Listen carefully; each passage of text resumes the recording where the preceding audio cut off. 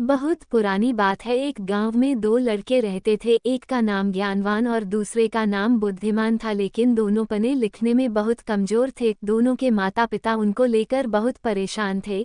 उन्होंने ज्ञानवान और बुद्धिमान को अच्छी शिक्षा देने के लिए बनारस भेज दिया। ज्ञानवान और बुद्धिमान ने बनारस में कुछ वर्ष रहकर अध्ययन किया। अब दोनों ही अच्छी शिक्षा ग्रहण कर विद्वान हो चुके थे। विद्वान होने के साथ ही उनमें इस बात का घमंड भी आ गया था कि वे बहुत विद्वान हैं। हर जगह दोनों ही अपने को अधिक श्रेष्ठ और दूसरे को नीचा दिखलाने का प्रयत्न करते थे। दोनों को कई बार उनके शिक्षकों ने इस बारे में समझाया, किंतु दोनों अपने को ही श्रेष्ठ समझते थे।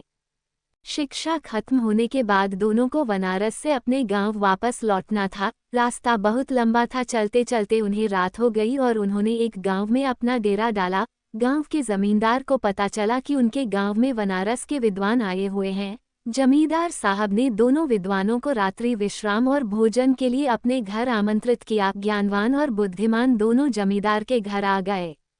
जमींदार ने दोनों के रुकने की अलग अलग व्यवस्था की और स्वादिष्ट पकवान बनवाए। जमींदार पहले ज्ञानवान के पास गया और हालचाल जाना। जमींदार पहले तो ज्ञानवान से बहुत प्रभावित हुआ, किंतु अपने घमंड और बुद्धिमान को नीचा दिखाने के लिए ज्ञानवान जमींदार से बोला, बुद्धिमान तो नाम का बुद्धिमान है, इतने दिन बनारस में रहकर भी वह कुछ नहीं सीखा और अभी भी गधा ही है।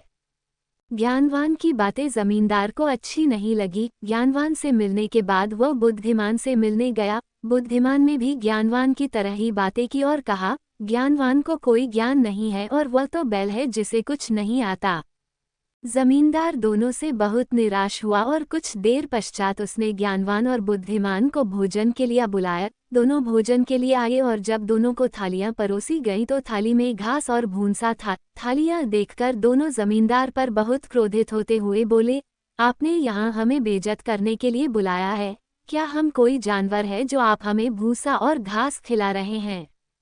जमींदार हाथ जोड़कर बोला, मान्यवर, आप विद्वान हैं और मेरे मेहमान हैं। मेरा उद्देश्य आपके बेइज्जती करना नहीं है। आप दोनों ही विद्वान होकर एक दूसरे को बैल और गधा बोल रहे थे, इसलिए बैल और गधे का जो भोजन पसंद है मैंने आपको भी वही भोजन परोस दिया।